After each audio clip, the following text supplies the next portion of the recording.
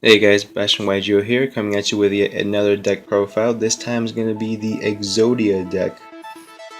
This has got to be a really well cancerous deck. Basically, you stall out your opponent as long as possible. This is not the FTK version. This is the version that plays a bunch of traps and stuff like that. So you really play the FTK version. This is not the deck for you. But yeah, this one has a little bit more interaction with your opponent, so I like it a little better, even though you still won't take any damage unless you're playing against Trickstars, in which case you're kind of screwed. So, okay, let's get right into the deck profile. So, of course, you gotta play all 5 pieces of Exodia. It's an Exodia deck, so no brainer, all 5.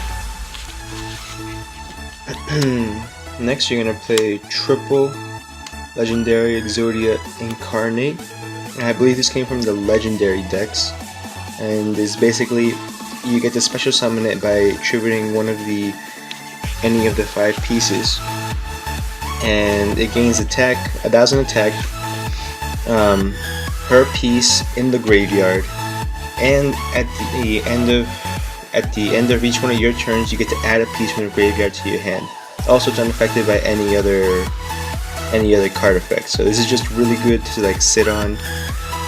If you have a bunch of pieces in the grave, you just sit on him. You could have like up to 5,000 attack, which is pretty crazy. But mostly you just want to summon him when you have like 2 or 3 pieces in your hand. You summon him, and when he gets destroyed, you get to reveal as many pieces as you want in your hand, and you get to draw that many cards. So it's really good card essential in this deck. I'm going to play triple card D for that free draw power, part of the deck, basically. You want to play triple Swift Scarecrow and double Battle Fader.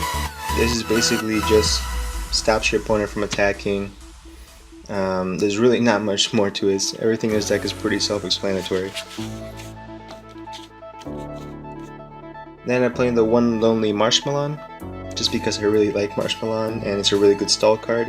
Especially, I mean, not against like Zoo or in the current meta, because it can kind of get popped easily, but it's just a fun card to kind of play if you want. You want to play triple Duality, because you don't special summon except for the Incarnate guy, but that's not going to be every single turn. If you want to dig through your deck for your better combo pieces, so triple Duality essential. You want to play triple Hand Destruction. Very good card. What you can do with this, you also want to play double Dark Factory. What you want to do with this is sometimes you can even send your pieces to the grave and power up your Incarnate, or you can send pieces to the grave and it won't matter because you have this in your hand, and you just get those pieces back to your hand. So it's kind of a win-win either way. I just think this is the correct ratio. 3 Dark Factory is a bit cloggy. You're not gonna have vanilla pieces in the grave all the time, especially because this requires 2 in the grave. So 2 is fine, you don't need more than 2. Next, your 1-day a piece and your Upstart Goblin, just for the extra power. That's it for our spells. Now we go into the traps. We're gonna play triple Obliterate. This is an incredible interruption card.